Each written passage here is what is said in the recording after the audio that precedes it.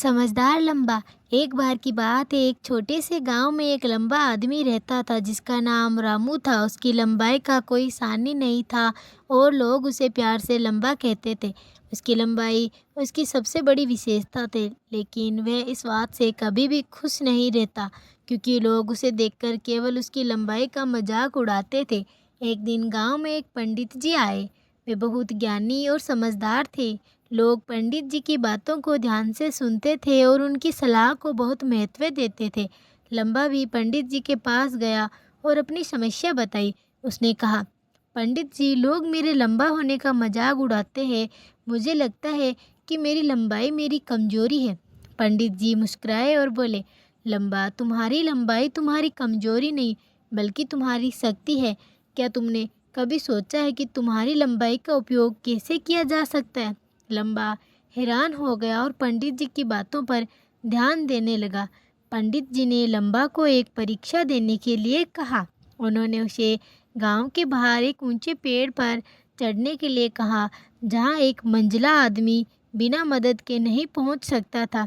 लंबा आसानी से पेड़ पर चढ़ गया और पंडित जी ने उसकी पीठ थपथपाई। पंडित जी बोले, तुम्हारी लंबाई का उपयोग तुम किसी भी मुश्किल कार्य को पूरा करने के लिए कर सकते हो। जब तुम किसी काम के लिए ऊंचाई या लंबाई की जरूरत हो, तब तुम अपनी ताकत का उपयोग कर सकते हो। लंबा को समझ में आ गया कि उसकी लंबाई उसकी कमजोरी नहीं बल्कि उसकी ताकत है। उसने अपनी लंबाई का उपयोग गांव के अन्य कामों में भी किया, जैसे कि ऊंचे छतों पर चढ़ना और लोगों की मदद करना। लोग अब उसकी लंबाई का मजाक नहीं उड़ाते थे बल्कि उसकी सहायता के लिए उसकी सराहना करते थे। समय के साथ लंबा ने सीखा कि हर विशेषता, चाहे वे कैसी भी हो, एक मौका हो सकती है। अगर हम अपनी विशेषता को सही दिशा में इस्तेमाल करें तो वह हमारी ताकत बन सकती है। सार, इस कहानी से ये शिक्षा मिलती है कि हमें अपनी विशेषताओं को कमजोरी के रूप में नहीं देखना चाहिए।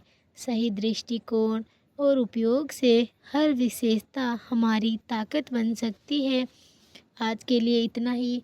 बाकी का नेक्स्ट एपिसोड में ज़रूर लेकर आऊँगी। आप मुझे सजेस्ट करके बताओ मैं स्टोरी किस टाइप की डालूँ, कैसी डालूँ। आप कभी कमेंट करते हो नहीं तो मुझे कैसे पता चलेगा तुम लोगों की पसंद क्या है।